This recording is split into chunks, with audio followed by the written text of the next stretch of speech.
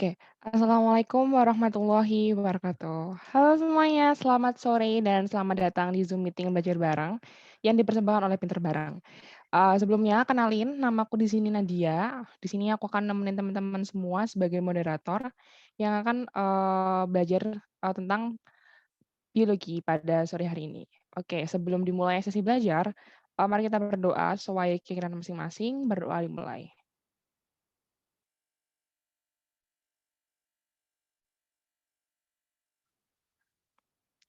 Oke, cukup. Oh iya, sebelumnya untuk teman-teman yang belum tahu, aku akan membacakan beberapa peraturan akan berlaku selama kurang lebih 2 jam ke depan. Nah, jadi yang pertama, belajar bareng kali ini akan terbagi menjadi 3 sesi, yaitu sesi pertama adalah sesi pemaparan materi, sesi kedua adalah, sesi tanya jawab, dan pembahasan soal.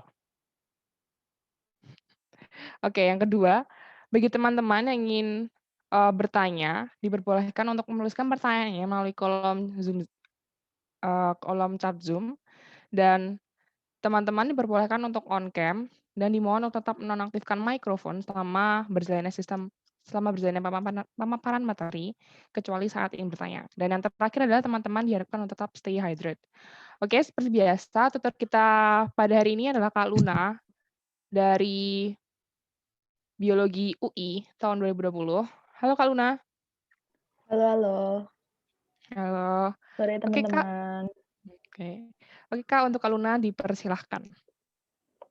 Oke, aku mau mulai materi hari ini itu biologi, bahas tentang substansi genetika dan juga mutasi. Terus nanti kalau pembahasan soalnya itu sebenarnya nggak di akhir ya, tapi di pertengahan kayak materi ini, habis itu pembahasan soal yang relate sama materinya, kayak gitu ya. Oke, aku next aja. Yang pertama ini, jadi outline, pembahasan kita pada hari ini, itu ada bahas tentang 2 materi, yaitu substansi genetika dan juga mutasi. Substansi genetikanya bakal bahas 4 submateri. Ada kromosom, gen dan alel, DNA dan RNA, dan yang terakhir sintesis protein. Kalau yang mutasi, kita bakal bahas mengenai mutasi gen, mutasi kromosom, perubahan jumlah kromosom, kelainan-kelainannya, dan mutagen itu apa. Oke. Nah, sebelumnya teman-teman tahu nggak sih kenapa ilmu genetika tuh penting buat dipelajarin? Nah, sebenarnya, bentar. Ilmu genetika tuh penting dipelajarin karena apa ya? Kayak kita tuh bisa mengetahui gitu loh, mengetahui apa yang terjadi dalam tubuh kita dan keturunan-keturunan kita besok kayak gitu. Dan juga mempelajari sifat-sifatnya. Oke, next. Yang pertama kita bahas mengenai kromosom. Oh iya, sebentar yang previous tadi aku mau nambahin dikit ya. Jadi ruang lingkupnya genetika itu sekarang tuh udah luas banget. Jadi nggak cuman bahas mengenai hereditas gitu-gitu, tapi juga membahas mengenai yang pertama ada struktur materi genetik, yaitu meliputi gen, kromosom, DNA dan RNA, plasmid, episom, dan elemen transposable. Terus yang kedua itu reproduksi materi genetik. Itu meliputi reproduksi sel, replikasi DNA, dan lainnya. Yang ketiga itu kerja materi genetik yang meliputi ruang lingkup materi genetik, transkripsi kode genetik, dan lainnya. Yang keempat, perubahan materi genetik, meliputi mutasi dan rekombinasi gen. Yang kelima, genetika populasi, dan yang terakhir, rekayasa materi genetik. Oke, aku next. Kromosom ya. Kromosom itu, kan udah tahu kan, kromosom itu kayak gini bentuknya. Itu terdapat dalam nukleus. Yang berfungsinya apa sih? Nah, fungsinya itu membawa sifat keturunan atau informasi genetika yang awam kita pelajarin ya. Terus karena dalam kromosom itu mengandung gen. Nah, gen itu yang termasuk informasi genetik. Terus kromosom itu tersusun atas benang-benang kromatin nih. Benang-benang kromatinnya. Kursorku kelihatan kan ya? Terus benang-benang kromatin itu tersusun atas rabus-rabus protein, terus ada DNA dan RNA juga. Lalu Kromosom ini tersusun atas sentromer. Sentromer itu yang di tengah ini dan lengan kromosom. Nih, ada short arm sama long arm-nya. Itu. Ada yang mau ditanyain dulu nggak? Kalau nggak, aku next dulu ya.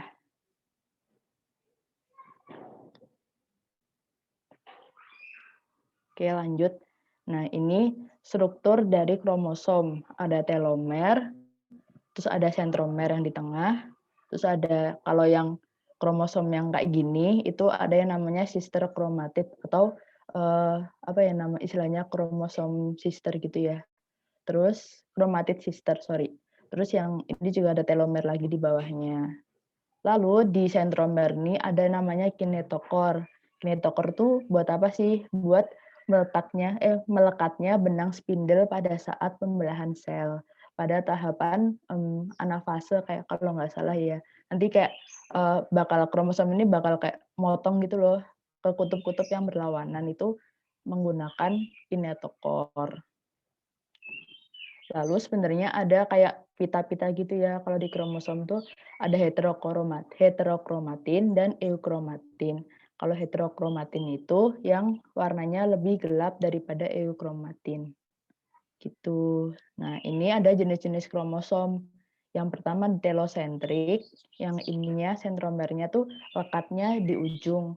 Akrosentrik itu kayak kayak huruf I ya ini. Jadi lengan satunya tuh kecil banget, terus lengan satunya lagi kayak panjang banget gitu. Lalu yang ketiga ada submetasentrik. Submetasentrik tuh kayak gini. Yang terakhir metasentrik. Metasentrik ini kayak seimbang gitu antara lengan yang satu sama yang lainnya. Oke, aku lanjut. Nah, ini ada beberapa terminologi yang biasanya dipakai kalau belajar substansi genetika, khususnya kromosom. Nah, lokus itu merupakan posisi yang ditempati suatu gen pada suatu kromosom. Nih, misalnya ini tuh ada kromosom dari namanya itu Drosophila melanogaster. Itu tuh lalat buah. Ini lokus ini itu tempat gen yang mengkodekan eye color atau warna matanya dari Drosophila melanogaster. Ini ada yang alel brown yang warna coklat dan alel blue yang warna biru. Lalu kromosom homolog nih. Jadi ini tuh dinamainnya kromosom homolog, yaitu merupakan sepasang kromosom dengan ukuran dan bentuk yang sama.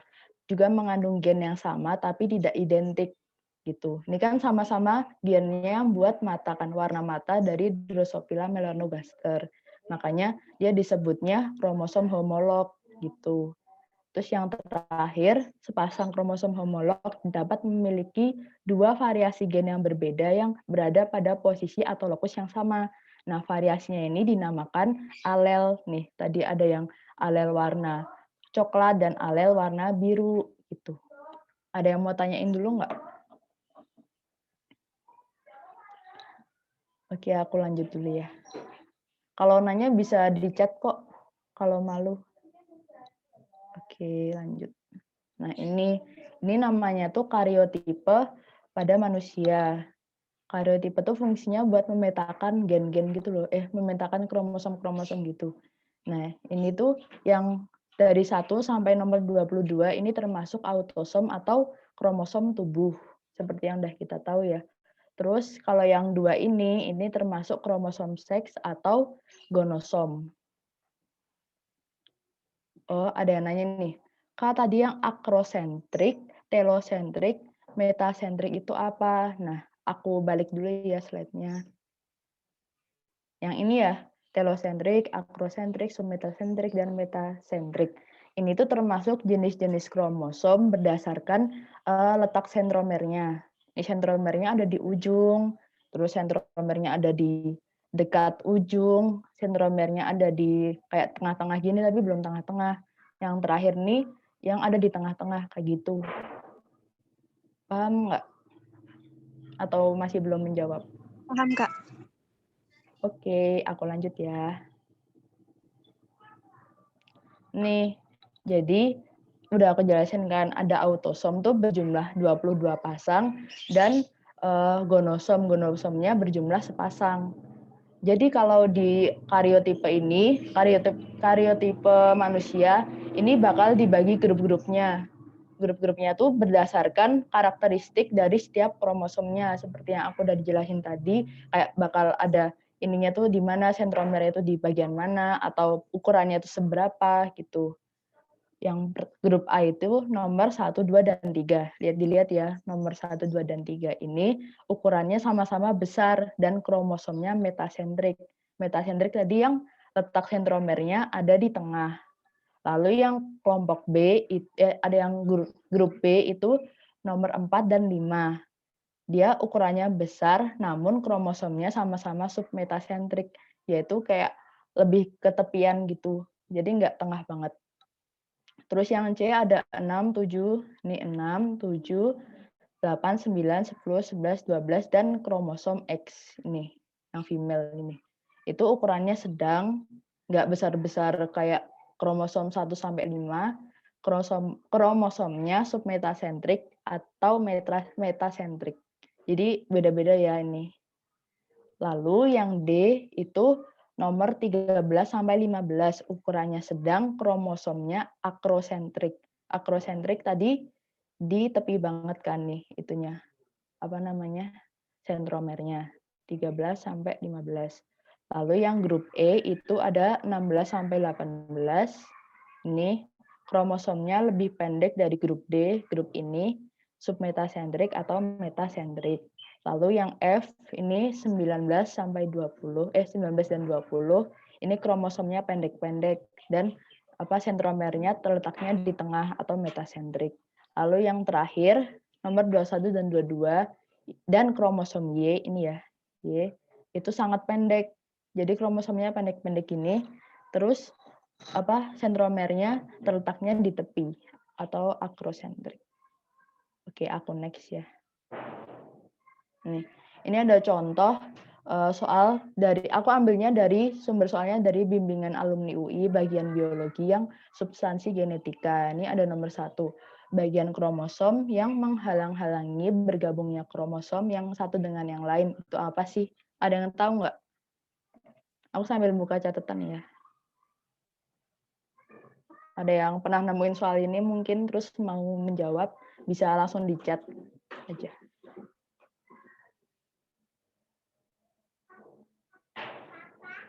Atau ada yang mau nebak juga boleh. Ada yang bisa nggak? 1, 2, 3. Oh, ini ada sentromer. Terus ada lagi nggak nih jawaban yang lain? Ntar aku bakal jelasin kok. Nggak apa-apa salahnya sekarang, daripada salahnya besok waktu UTBK. Kui. Kayaknya udah ya. Oke, aku bakal jelasin satu persatu. Yang pertama, dari bawah dulu ya, kromonema. Kromonema itu apa sih? Nah, kromonema itu merupakan benang DNA yang berpilin-pilin dan terendam dalam matriks pada jarak tertentu membentuk untayan. Nah, untayannya dari kromonema itu disebut namanya kromomer. Nah, kalau kromomer itu merupakan penebalan benang pada DNA yang berfungsi membawa sifat keturunan seperti warna kulit, warna tubuh, dan mata.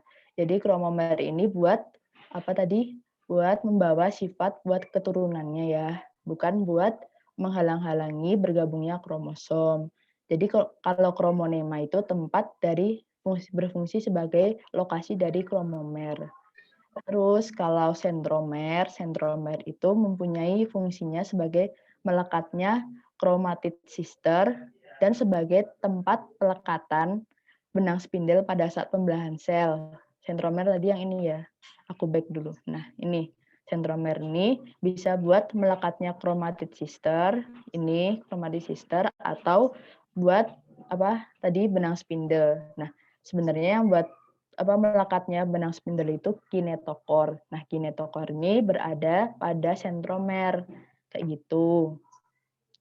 Lalu, selanjutnya, nih, Nah, kalau kinetokor ini tadi tempat buat melekatnya benang spindle yang berada pada sentromer. Lalu kalau telomer ini fungsinya untuk melindungi DNA dari kerusakan dan berperan penting pada replikasi DNA sehingga telomer berperan dalam mempertahankan kestabilan kromosom pada setiap pembelahan sel. Jadi telomer ini fungsinya menghalang-halangi bergabungnya kromosom yang satu dengan yang lain atau dengan kata lain mempertahankan kestabilan kromosom. Ada yang belum jelas nggak? Oke, aku kayaknya kecepatan ya.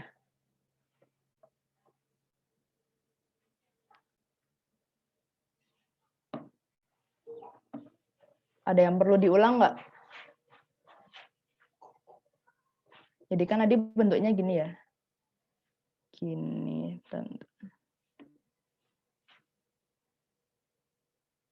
ini, terus gini, gini kan.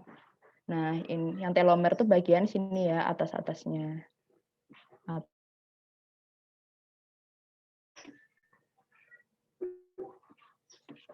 Ini telomer fungsinya ini menghalangi bergabungnya kromosom satu dengan yang lain atau ada kromosom lain mungkin di sini. Ini, jadi dia nggak bisa saling melekat gitu loh antar kromosom lain. Itu. Kalau kromomer tadi itu aku ulangin lagi ya, penebalan benang pada DNA. DNA kan apa kayak gini ya? DNA kan bentuknya kayak gini ya. Sorry jelek banget gambarnya, gini-gini. Itu kan ya. Nah, ini tuh kayak merupakan penebalan benang DNA kromomer. Jadi fungsinya buat apa nih? Tadi buat membawa sifat. Aku teks aja deh.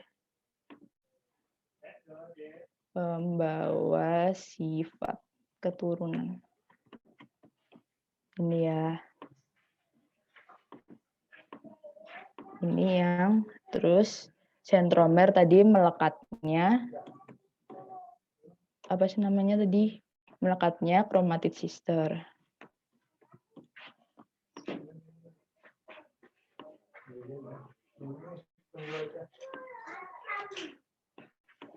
Aduh gimana nih? Bentar.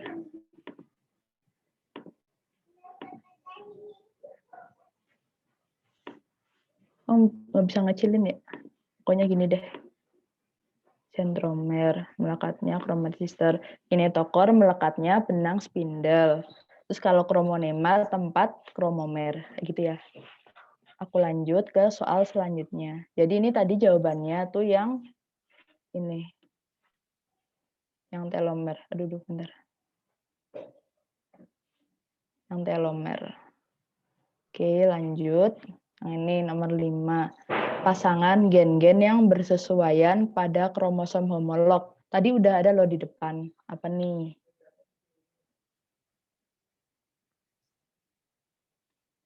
Lima B, ini benar. Jadi ya benar alel ya, udah pada ngerti kan. Terus ini, Silmin tadi nanya, kalau telomer itu emang bisa sebagai perkiraan umur manusia. Kalau aku sih mikirnya itu ya yang aging-aging itu bukan sih? Kayak yang bisa jadi buat itu kayak kanker, apa ya namanya, indikasi kanker sama buat penuaan. Jadi bukan umur manusia tapi ke penuaan gitu. Menurut aku dan aku pernah baca jurnalnya itu. Jadi yang nomor 5 ini hasilnya jawabannya alel. Lalu yang nomor 11 ini bentar. Kromosom berbentuk huruf I, letak sentromernya di tengah.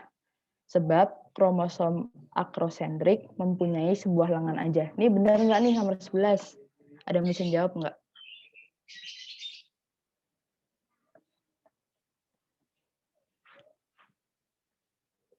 Oke, sama-sama Silmi. Yang nomor 11 nih, ada yang bisa jawab nggak?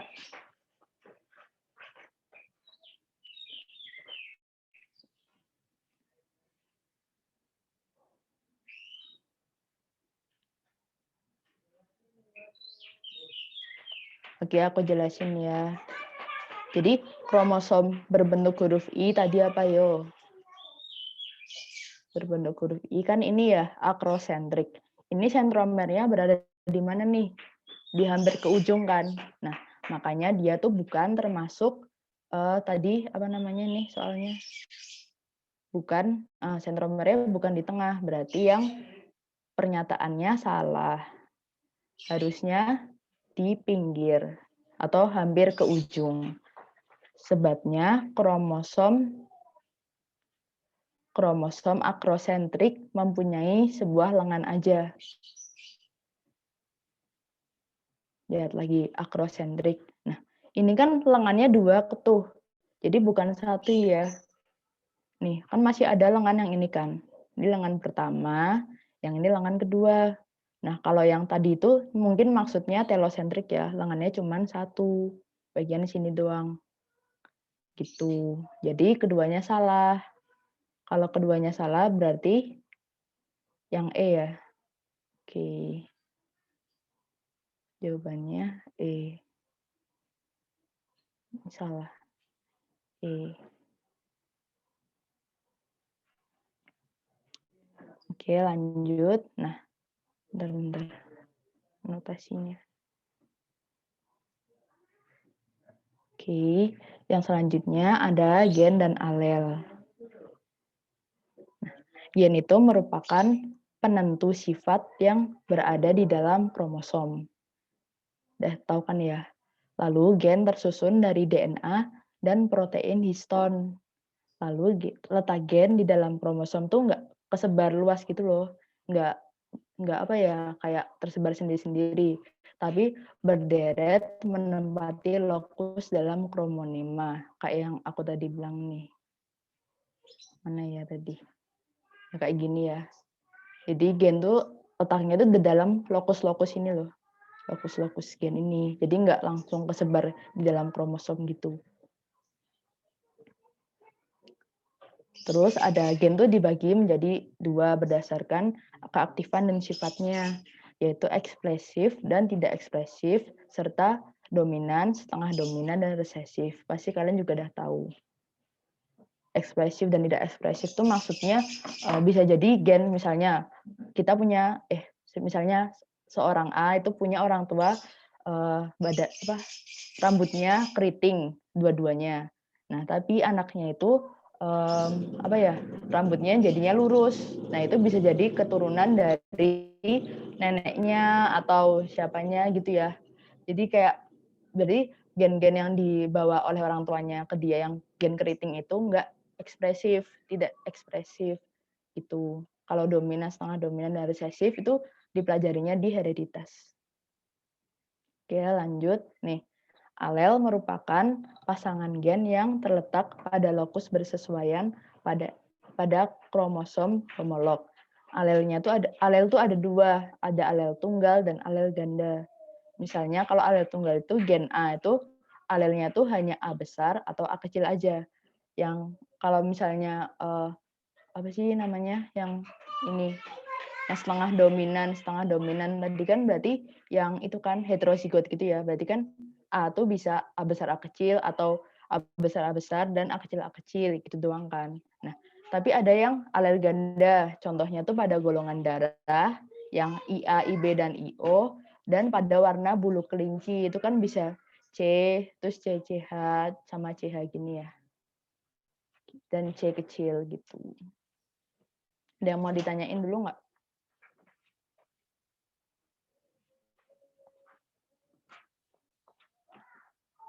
Oke, aku lanjut dulu ya. Nih, selanjutnya tuh ada DNA dan RNA. DNA itu merupakan materi genetik yang membawa informasi yang dapat diturunkan.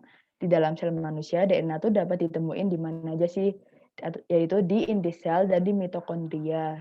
DNA terdiri atas 3 komponen. Yang pertama, gugus fosfat, deoksiribosa atau gugus gula yang kehilangan 1 atom oksigen, terus basa nitrogen yang terdiri purin dan pirimidin. Kalau purin di DNA itu ada adenin dan guanin, Nah, kalau pirimidinnya ada sitosin dan timin. Nah, ini ilustrasinya ya. Ini ada gus fosfat di sini, terus ada gula deoksiribosa, dan ini ada basa nitrogennya. Tergantung ini mau mau adenin guanin atau pirimidin yang sitosin timin.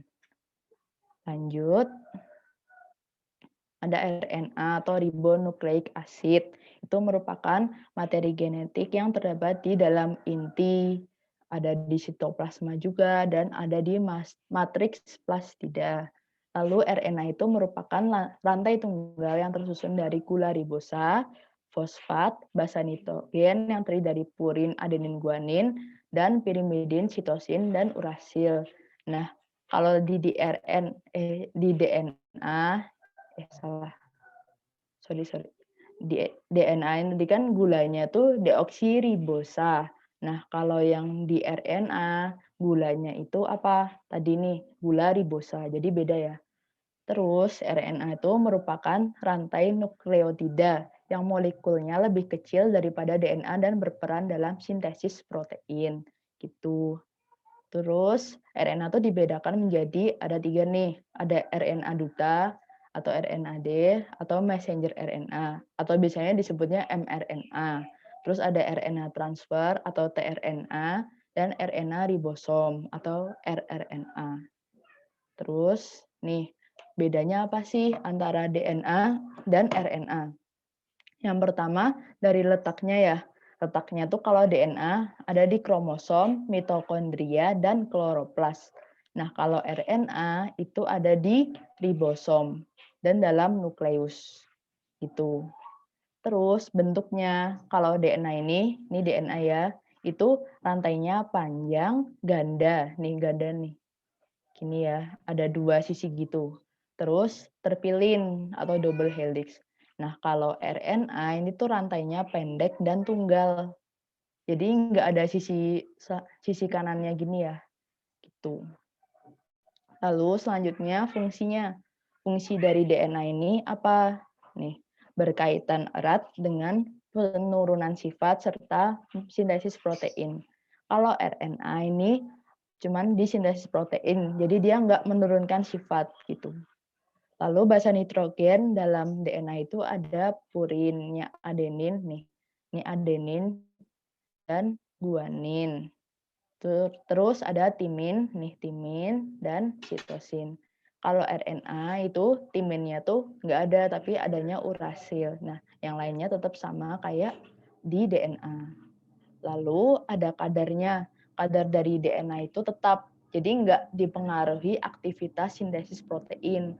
Tapi kalau RNA itu kadarnya tidak tetap, yaitu dipengaruhi harusnya ini dipengaruhi oleh aktivitas sintesis protein. Ini ada tipenya. Lalu gulanya kalau di DNA seperti yang udah aku sebutin yaitu deoksiribosa, yaitu ribosa yang kehilangan satu atom oksigen pada atom C nomor 2. Tapi kalau yang RNA itu gula ribosa atau pentosa. Gitu. Ada yang mau ditanyain? Masih kecepatan nggak jelasinnya? Kalau kecepatan bilang ya, teman-teman. Oke, aku lanjut lagi. Nah, ini ada soal lagi dari bimbingan alumni UI. Oke, yang nomor 24 ini bahas DNA pada organisme eukariot. Ini, yang mana sih yang benar?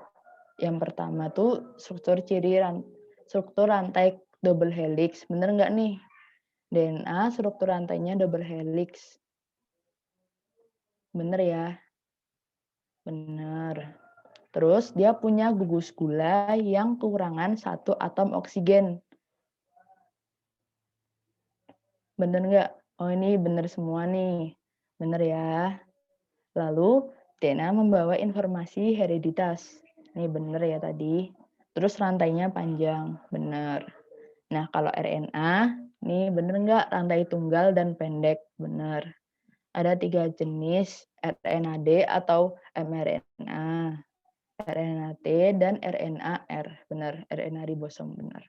Terus, ini terdapat di inti sitoplasma, ribosom, kloroplas, dan mitokondria.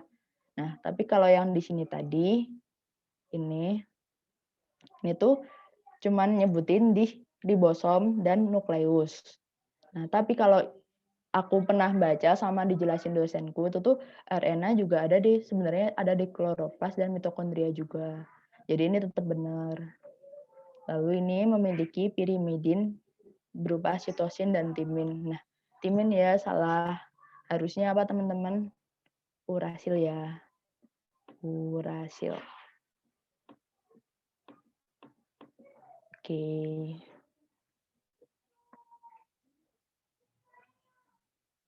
Lanjut.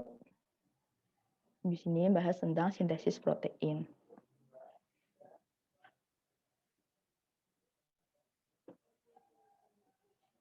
Oke, aku sambil buka catatan juga ya.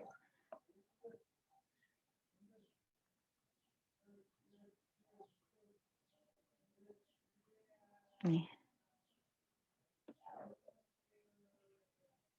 Nah, sintesis protein itu apa sih? Nah, sintesis protein itu peristiwa penyusunan protein dengan bahan dasarnya asam amino yang tujuannya buat mendapatkan protein struktural dan protein fungsional. Nah, misalnya kalau kalian belajar biologi itu banyak banget ketemu ini di misalnya belajar biologi di perguruan tinggi itu tuh bakal nemuin banyak banget jenis-jenis protein yang kompleks banget. Terus kalau protein struktural itu digunakan buat apa? Buat sel digunakan buat sel untuk menyusun membran sel. Tahu kan membran sel kan phospholipid bilayer. Nah, dia tuh juga perlu protein kan. Protein perifer, protein integral gitu-gitu sebagai bahan pembangun atau menggantikan sel-sel yang rusak. Kalau protein fungsional itu fungsinya tuh metabolisme dan pertumbuhan serta perkembangan sel. Nah, protein fungsional ini dihasilkan dari sintesis protein yang berupa enzim dan hormon gitu ya. Lalu yang terakhir, enzim tuh dibutuhkan dalam sintesis protein itu ada RNA polimerase dan amino asid sintetase. Lanjut, jadi kalau proses dari sintesis protein itu terbagi jadi dua. Yang pertama transkripsi, yang kedua translasi. Transkripsi itu merupakan proses pencetakan mRNA oleh DNA. Pada tahap ini, mRNA-nya itu berfungsi sebagai pembawa informasi yang merupakan kode-kode genetik atau kodon, biasanya kita sebut. Lalu DNA-nya berfungsi sebagai perancang pola penyusunan protein, atau bisa kita bilang template gitu ya. Pada proses transkripsi tidak ada perubahan dalam kode gitu. Nah, kalau translasi ini merupakan proses penerjemahan kode-kode oleh tRNA yang berupa urutan asam amino yang dikehendaki. Jadi pada proses translasi terjadi perubahan dalam kode, yaitu urutan nukleotidanya ke urutan asam aminonya. Nih, aku mau jelasin sedikit tentang proses sintesis protein. Nih, ini merupakan template-nya ya dari DNA yang tadi.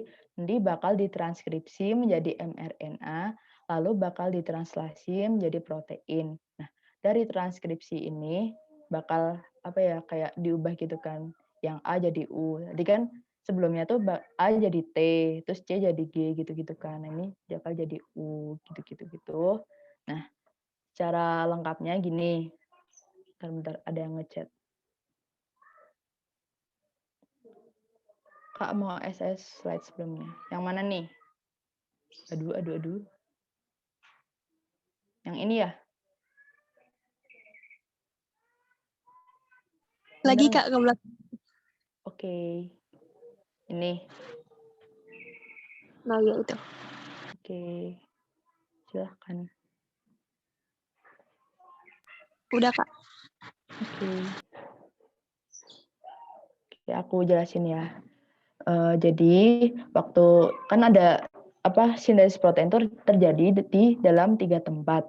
Yang pertama inti sel, yang kedua sitoplasma dan ribosom. Nah, yang pertama itu sebagian kan tahu kan DNA kan strukturnya kayak gini, berpilin kayak gini. Nah, ini tuh bakal kayak kayak dibuka gitu loh. Strukturnya ini ikatannya bakal dibuka karena adanya aktivasi enzim RNA polimerase. Lalu enzim DNA polimerase di sini itu bakal diaktifasikan. Nah, lalu Bentar, aku off video ya. Soalnya koneksinya jelek. Nih, jadi di sini itu bakal kayak diputus ikatan-ikatan hidrogennya.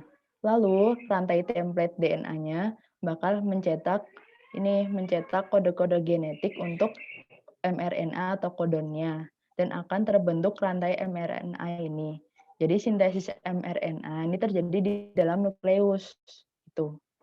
Lalu yang ini mRNA ini bakal keluar ke sitoplasma melalui namanya pori-pori nukleus, pori-pori inti.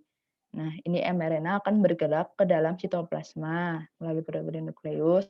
Lalu kan ini keluar, lalu dia menuju ke ribosom. Nah, di ribosom itu rantai DNA-nya bakal nutup lagi. Lalu tadi kan jadi udah ini kan jadi mRNA.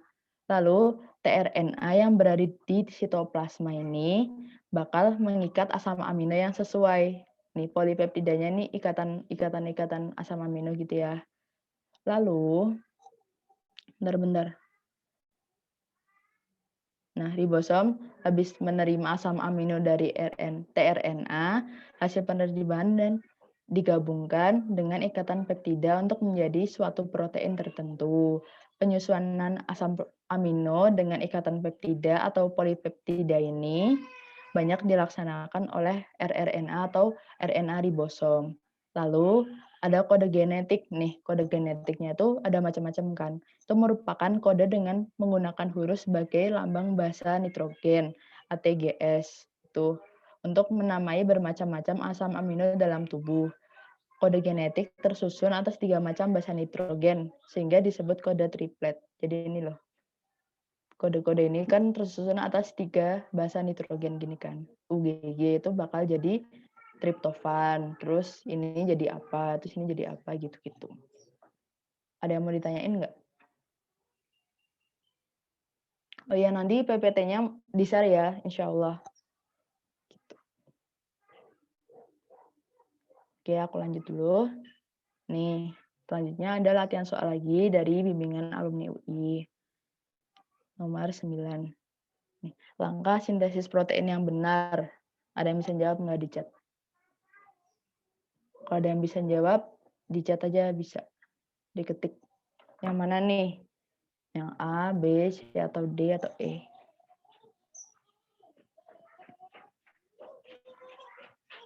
Ada yang bisa jawab nggak? Tadi kan udah aku jelasin tuh. Oke, aku jelasin lagi aja ya. Kalau singkatnya, ini tuh jawabannya tuh yang C.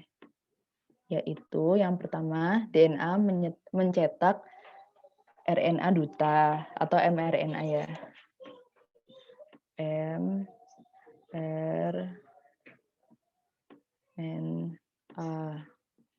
Ini kan. Nah, C ya. Ini DNA mencetak mRNA. Nih, DNA jadi mRNA. Terus mRNA akan, kan RNA duta sama mRNA kan sama. Aku bilangnya mRNA aja. Lalu yang ketiga, mRNA mengalami maturasi dan meninggalkan inti menuju ribosom. Benar ya? Habis dicetak DNA jadi mRNA, lalu mRNA-nya keluar ribosom, keluar inti menuju ke ribosom. Itu. Nah, ini namanya maturasi. Lalu yang selanjutnya yang keempat, ribosom membaca kodon pada RNA duta atau mRNA. Lalu RNA tRNA membawa asam amino dari sitosol ke ribosom, dan yang terakhir penyusunan polipeptida sesuai urutan kodon. Jadi sama kan ya tadi. Pertama dicetak DNA jadi ke mRNA, mRNA keluar dari inti melalui pori-pori, lalu menuju ke ribosom. Nah, lalu tRNA, ya kan? Nah, tRNA bakal membawa polipeptida ke sini, lalu yang terakhir penyusunan polipeptida sesuai urutan kodon. Terus yang nomor 10, proses sintesis protein meliputi apa aja nih? Ya, 10 bener ya, transkripsi sama translasi. Oke, lanjut. Sekarang kita mau bahas mutasi. Ya, bener ya, Silmi sama Ruhana. Bahas mutasi. Jadi mutasi itu ada dua kan, ada mutasi yang di kromosom, ada mutasi yang di gen. Yang pertama mutasi gen. Mutasi gen itu apa? Jadi perubahan yang terjadi pada materi genetik di dalam sel. Perubahannya itu apa aja sih? Yang pertama ada jenis, jumlah, urutan letak basa nitrogen pada suatu nukleotidanya. Lalu perubahan materi ini bisa membuat terjadinya perubahan sifat baik pada tingkat sel maupun pada makhluk hidupnya. Jadi kalau di mutasi gen ini yang berubah tuh hanya satu gen saja. Mutasi gen ini dibagi jadi 3. Yang pertama substitusi basa, yang kedua pergeseran rangka, yang ketiga transposisi. Yang pertama substitusi basa. Substitusi basa itu dibagi lagi jadi 2, ada transisi dan transversi. Kalau transisi itu substitusi atau penggantian antar basa nitrogen sejenis. Yang purin jadi purin dan pirimidin bertukar sama pirimidin gitu. Misalnya nih ada TAC, AAG. Kan T jadi A jadi T gitu-gitu. Nah, tapi yang ini, yang harusnya ini kan G kan. Bentar. Nih, G ini malah menjadi A. G sama A ini kan sama-sama purin tuh. Makanya dia disebut transisi. Kalau yang kedua ini, C menjadi T. Jadi C dan D itu kan sama-sama pirimidin. Jadi dia disebut transisi. Kalau transversi itu kebalikannya, yaitu pergantian bahasanya yang tidak sejenis. Jadi purin ke pirimidin atau sebaliknya. Contohnya nih, yang C menjadi A. Ya, jadi C bertukar dengan A. Jadi kan dia C itu kan pirimidin, A itu purin. Gitu kan. Oke, lanjut. Ada yang mau tanyain dulu nggak? Sepertinya jelas ya. Selanjutnya, nah, substitusi bahasa itu dapat menyebabkan 3 hal. Yang pertama, mutasi bermakna salah. Yang kedua, mutasi bisu. Dan yang ketiga, mutasi tidak bermakna. Kalau yang mutasi bermakna salah itu nanti asam aminonya itu berbeda dengan yang seharusnya. Ini kan AUG, terus ini, nah harusnya ini loh, yang ini. Yang nih, GAA malah dia jadi GAU kan. Yang normal tuh yang ini, rantai ini, nah mutannya tuh ini. Harusnya dia GAA. Nah, kita lihat GA itu apa sih? GAA tuh glue. Glue itu apa nih? Asam glutamat. Nah, dia malah jadi GAU. GAU malah jadi asparagin. Salah ya? Benar kan? Oh, asam aspartat ya. Malah jadi asam aspartat. Jadi kan harusnya asam aminonya tuh berbeda sama kondisi normalnya. Nah, kalau satu asam amino udah beda itu dapat menyebabkan mutasi-mutasi yang selanjutnya gitu loh. Nah, yang kedua mutasi bisu. Mutasi bisu itu tidak mengubah asam amino yang dihasilkan. Nih, misalnya CTT harusnya normalnya CTT malah jadi CTC. Kita lihat CTC itu apa? Bukan CTC ini. Jadi G. Kalau dijadiin mRNA apa nih? C jadi G, T jadi apa nih?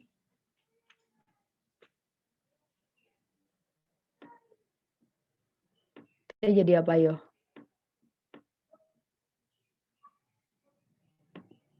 A ya bener. T jadi A. Jadi GAG itu apa? GAG glue. Kan sama-sama glue kan kalau CTT. CTT itu berarti G, AA. GA sama GAG kan sama tuh. GAA atau GAG. Sama-sama glue. Jadi dia mutasi bisu. Yang ketiga, mutasi tidak bermakna. Dia menghasilkan mRNA codon stop. Translasi mRNA codon stop itu maksudnya translasi sintesis protein yang terhenti lebih awal karena polipeptidanya pendek dan tidak berfungsi. Codon stop tuh ada UAA, UAG, dan UGA. Berarti yang mana nih? Yang ini kan. Nih, mutannya tuh jadi ATT. ATT itu berarti apa? Ayo. Anda bisa jawab nggak?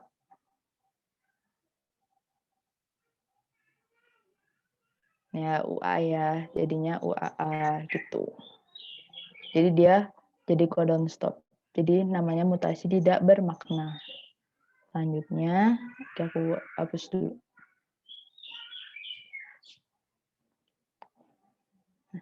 Selanjutnya ada pergeseran rangka, yaitu penambahan atau pengurangan basa nitrogen yang disebabkan penambahan basa nitrogen atau adisi dan insersi, atau pengurangannya atau delesi, sehingga asam amino yang dihasilkan berbeda.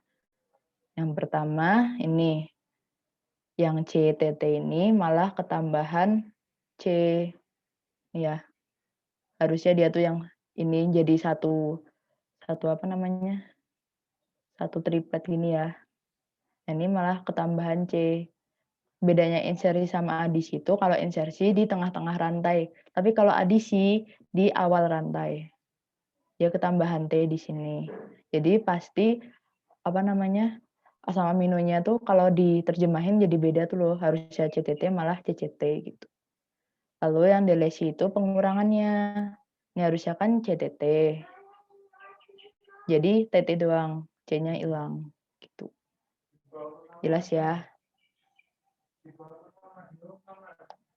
Lalu nih ada transposisi. Transposisi itu maksudnya, bentar. Nah, ini juga termasuk apa namanya, insersi juga ya. Jadi bisa berpindah-pindah gini. Jadi G sama T-nya tuh kayak pindah-pindah gitu loh. Selanjutnya ada mutasi kromosom. Kalau mutasi kromosom itu lebih kompleks lagi. Jadi kayak banyak mengubah gen-gen di dalamnya gitu loh.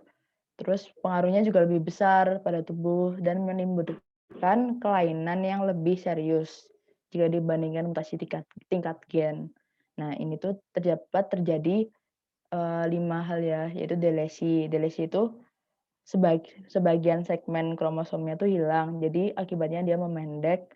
Kalau duplikasi itu kromosom yang ini ibaratnya kayak terduplikat gitu loh. Jadi lebih panjang lagi.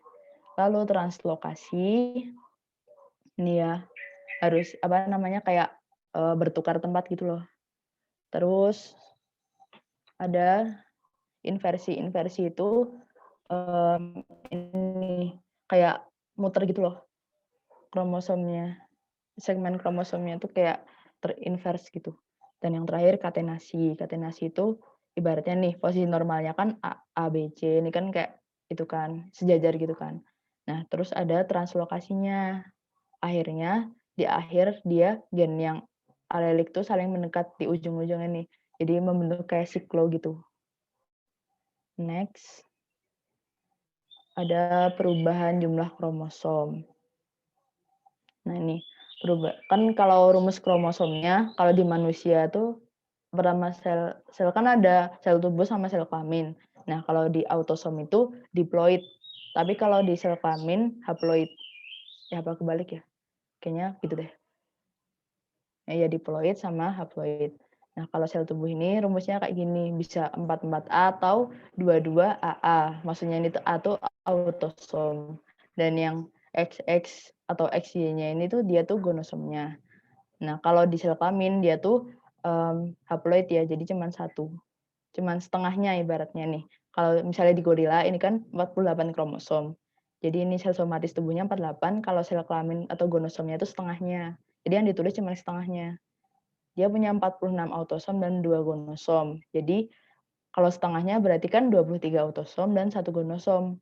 Berarti kalau di sel sperma atau sel ovum besok ditanyain sel sperma dari bla bla bla, dia tuh apa sih rumus kromosomnya, rumus jumlah kromosomnya, berarti tinggal setengahnya dari dia punya berapa kromosom gitu. Lalu perubahan jumlah kromosom dapat disebabkan oleh adanya non-disjunction. non-disjunction itu merupakan gagal pisah kromosom ke arah kutub-kutub yang berlawanan pada saat anafase meiosis 1 atau 2 karena ada mutagen. Nanti kita bakal bahas mutagen juga. Lalu, gamet yang terbentuk dari hasil meiosis 2 ini akan mengalami penambahan atau pengurangan jumlah kromosom. Nah, perubahan jumlah kromosom itu ada 2. Yang pertama, ada euploidi dan aneuploidi. Ntar aku bahas dulu.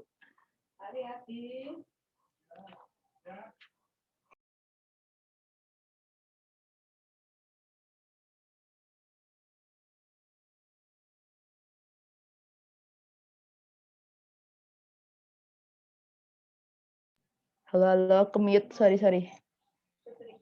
Nih, euploidi itu bisa kayak nanti bakal ada tipe-tipenya itu ada monoploidi, diploidi atau poliploidi.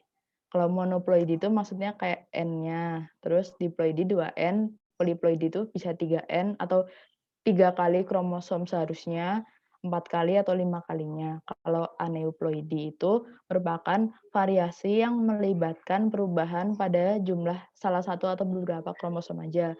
Tipenya tuh ada monosomi atau 2N-1. Kalau yang kedua tuh ada nulisomi, 2N-2, dan polisomi. Ada trisomi, tetrasomi, dan seterusnya. Kalau monosomi itu contohnya ada sindrom Turner. Kalau trisomi tadi yang di polisomi itu ada sindrom Down, sindrom Patau, dan sindrom Klinefelter. Nah, ini kelainannya aku bakal bahas sedikit. Tadi sindrom Down itu kan termasuk trisomi kan. Trisomi itu 2N-1, ibaratnya 2 kali N kita kan kalau manusia itu berapa tuh? 23 kan? 22. 22 kali 2 kan berarti 44. Salah. 23 kali 2 kan berapa tuh? 40 46 40 sebentar aku lupa. N kita kan 23 kali 2 46 plus 1 berarti 47. Jumlah kromosom seluruhnya ada 47. Terus dia penambahan kromosomnya tuh trisominya tuh ada di mana sih? Ada di kromosom nomor 21. Nah, ciri-ciri penderitanya ini biasanya tuh juga kayak ditanyain gitu kan. Ciri-cirinya apa, terus nanti biasanya yang ditanyain itu kariotipenya kayak gini. Jadi kita harus hafal juga. Plus 21 itu maksudnya ada trisomi di kromosom nomor 21. Nah, kalau sindrom Down ini bisa terjadi di XX atau XY atau wanita, bisa jadi di wanita atau di pria. Ciri-cirinya tumbuhnya pendek, jadi pendek, memiliki lipatan tunggal pada telapak tangannya, terus mulutnya selalu terbuka, struktur wajahnya datar, kepala kecil, dan lehernya pendek. Selanjutnya ada sindrom Turner. Sindrom Turner itu apa tadi? Monosomi ya, monosomi atau kehilangan satu kromosom. Jadi dia cuma punya 45 kromosom. Yaitu ini yang di gonosomnya dia kekurangan 1. Harusnya kan XX atau XY ya di manusia normal, tapi dia cuma punya X1 doang. Nih, ciri-cirinya ada webbing di neck-nya, di lehernya tuh ada kayak selaputnya gitu loh. Terus nih ada pigmen-pigmen di tubuhnya juga. Terus ada periferal lymphedema gitu-gitu intinya. Bisa di searching juga. Selanjutnya ada sindrom apa nih? Kelihatan Klinefelter ya. Dia tuh trisomi, ya kan trisomi di di gonosomnya, di kromosom seksnya. Jadi ada double X di sini, terus bisa jadi kayak triple X atau sampai 4 kali X-nya gitu. Jadi nggak cuma bisa 2 gitu. Nah, ini tuh ciri-cirinya nih, dia tuh memiliki testis yang kecil, namun juga memiliki ini payudara. Payudaranya juga ibaratnya kayak apa ya? Payudaranya juga membesar gitu. Lalu lengannya itu juga panjang dan kakinya juga panjang gitu. Terus di dadanya juga memiliki tumbuh bulu-bulu gitu ya. rambut-rambut halus gitu. Terus kalau di kelaminnya dia bakal tumbuh rambut kelamin tapi yang mirip lebih ke perempuan, tapi anehnya dia memiliki testis gitu. Selanjutnya ada sindrom Jacob. Ini tuh sifat ciri-cirinya dulu ya, ciri-cirinya sifatnya agresif, ansos, terus badannya sangat tinggi, terus dia tuh dalam berbicara atau diksinya tuh bermasalah. Terus dia juga memiliki permasalahan membaca. Itu berhubungan sama kayak autisme gitu ya. Lalu dia tuh juga berjerawat, tapi intelijensinya tinggi. Nah, kalau sindrom Jacob ini termasuk kayak Klinefelter tapi yang double tuh Y-nya, gonosom Y-nya gitu. Terus mutagen. Mutagen tuh zat-zat atau substansi-substansi yang dapat menyebabkan adanya mutasi.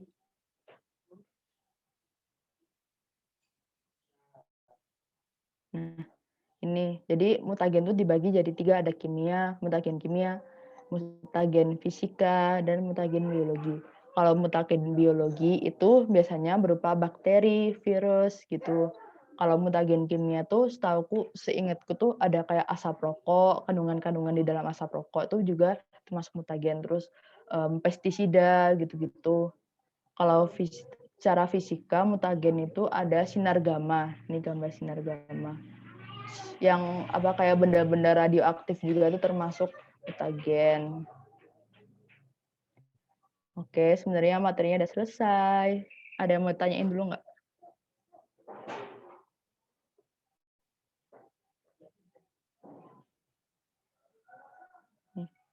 Kalau hipospadia termasuk kelainan mutasi kromosom nggak? Sebenarnya aku sih belum baca ya, tapi coba aku searching sekarang dulu.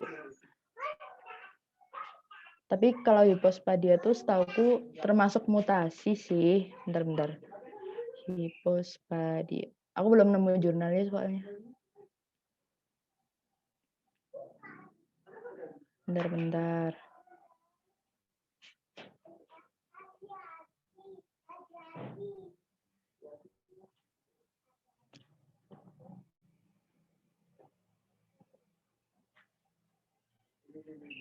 Hipospadia itu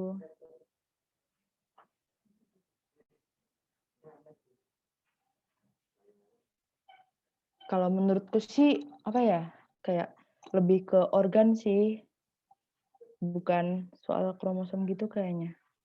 Tapi kakaknya kan juga itu ya kayaknya juga kayak gitu juga kan, tapi masa keturunan juga sih. Bentar. Penyebabnya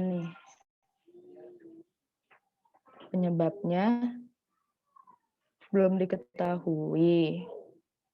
Oh, kalau hipospadia itu terjadi karena kerusakan pada hormon-hormon. Nah, hormon kan juga dibentuk dari asam amino yang dibentuk saat sintesis protein kan. Nah, itu juga bisa jadi saling terkait gitu loh. Bisa jadi itu tuh mutasi, tapi mutasi kromosom atau mutasi gen, tapi sampai sekarang tuh ini belum banyak yang diketahui gitu loh tentang hipospadia gitu. Kalau menurutku ya. Ada yang mau tanya lagi nggak?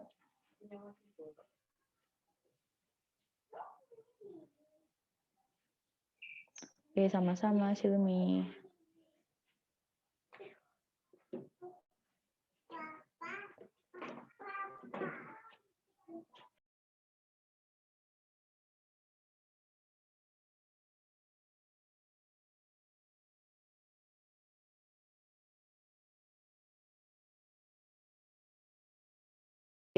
Yang mutagen ya. Nih, kalau mutagen fisika tadi itu selain ada sinar gamma, juga sinar X pada ronsen tuh. Itu tuh termasuk mutagen. Tapi kalau pada ronsen kan ada kadarnya kan, ada istilahnya kayak maksimal berapa, jadi nggak terlalu membuat kita bisa bermutasi gitu kan. Lalu suhu tinggi. Kalau suhu tinggi ini masuknya tuh menyebabkan mutasi pada tanaman atau pada plantae. Contohnya pada jagung itu bisa menyebabkan autopolyploid. Lalu ada sinar ultraviolet itu bakal memicu timbulnya kanker kulit. Nah, kanker itu juga termasuk mutasi ya, teman-teman. Lalu kalau yang ini tadi, sinar gamma itu bisa menyebabkan mutasinya itu ada abrasi kromosom. Jadi kromosomnya itu seperti terkikis yang akan menyebabkan kayak apa namanya? Gen-gennya itu apa namanya tadi? Bahasa nitrogennya itu kayak apa ya, berkurang atau bisa jadi delesi gitu-gitu. Jadi asam amino yang dihasilkan pun bakal tidak seperti seharusnya. Lalu kalau yang mutagen kimia itu selain pestisida itu tadi ada asam nitrit. Asam nitrit ini menyebabkan deaminasi oksidatif pada basa nitrogennya atau menyebabkan delesi. Itu. Lalu ada apa lagi nih? Nah, ini tuh namanya senyawa ini namanya benzopirene. Itu terkandung dalam asap rokok yang dapat menyebabkan timbul tumor pada organ pernafasan. Mutagen biologi ini tadi ya ada virus sama bakteri. Gitu, teman-teman.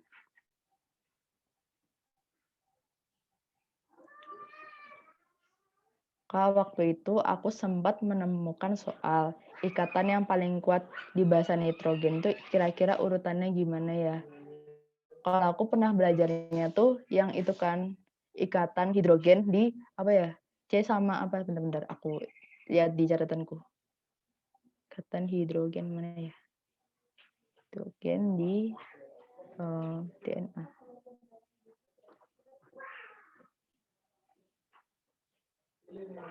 Nah, ikatan hidrogen itu di ini sitosin sama guanin itu yang paling kuat. Kalau urutannya, aku malah baru tahu kalau ada urutannya. Bentar-bentar, aku cari dulu ya. Urutan ikatan terkuat pada DNA.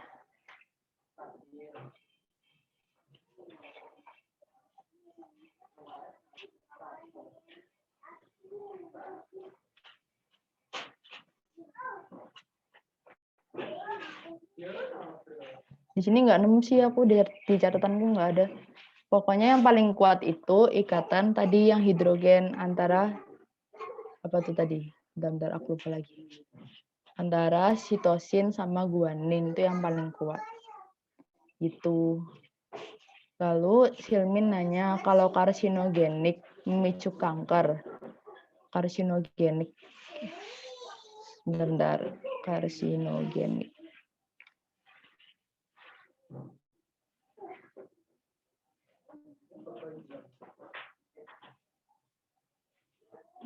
Kalau aku nemuin ini, karsinogenik itu menyebabkan kanker dengan mengubah metabolisme sel. Oh, dia itu bakal merusak DNA sel. Gitu. Jadi kayak ini tadi yang kayak di kimia ini kan tadi ada apa tuh yang asap rokok itu ya, atau sinar-sinar gamma ini bisa menyebabkan delesi atau pengurangan segmen kromosom. Nah, itu tuh juga sama yang terjadi kalau kita terpapar karsinogen gitu. Jadi juga istilahnya menyebabkan kankernya itu karena banyak kromosom-kromosom yang nggak seharusnya, ibaratnya kalau seharusnya dia misalnya asam aminonya tuh apa, malah jadi apa gitu loh. Jadinya nggak sesuai. Gitu. Ada lagi nggak yang mau ditanyain?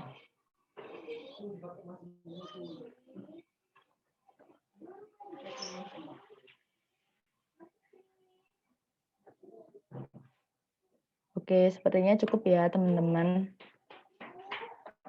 Oh ya, kalau kalian nemu tipe soal yang susah-susah gitu, kalian bisa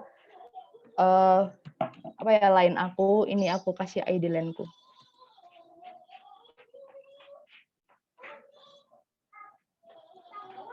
Semoga membantu ya teman-teman.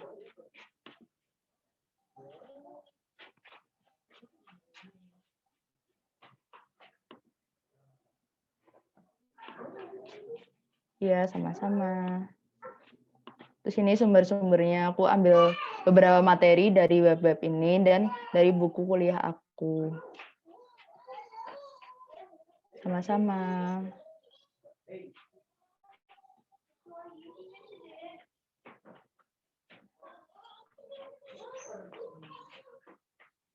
Aku stop share ya.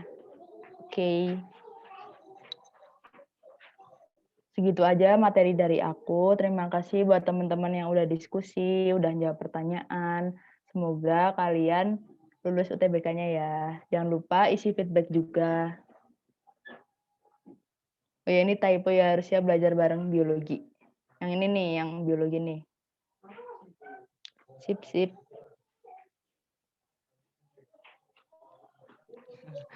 Amin, amin. Semoga semua lulus ya. Jadi dilancarkan juga dengan materi yang kasih sama Kak Luna. Nanti biologinya bisa dapat nilai yang memuaskan. Oh iya, amin, amin. Nggak kerasa kita udah di ujung ini ya, udah di ujung acara dan bener nih teman-teman nggak ada yang mau tanya lagi ya. Kalaupun semisalnya ada yang ingin ditanyakan, teman-teman bisa langsung tanya lewat tadi ID line yang disebutin Kak Luna sendiri. Oh ya, sebelumnya karena udah nggak ada pertanyaan lagi dan udah nggak ada selanjutnya kita untuk menutup Pinter belajar bareng pada sore hari ini, kita berdoa sesuai keyakinan masing-masing, berdoa dimulai.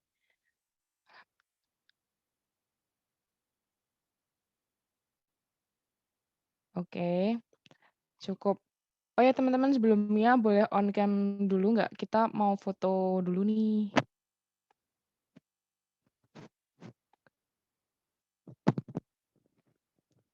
Yuk teman-teman, on cam, on cam. Sebentar aja kok. Oke, bentar yuk.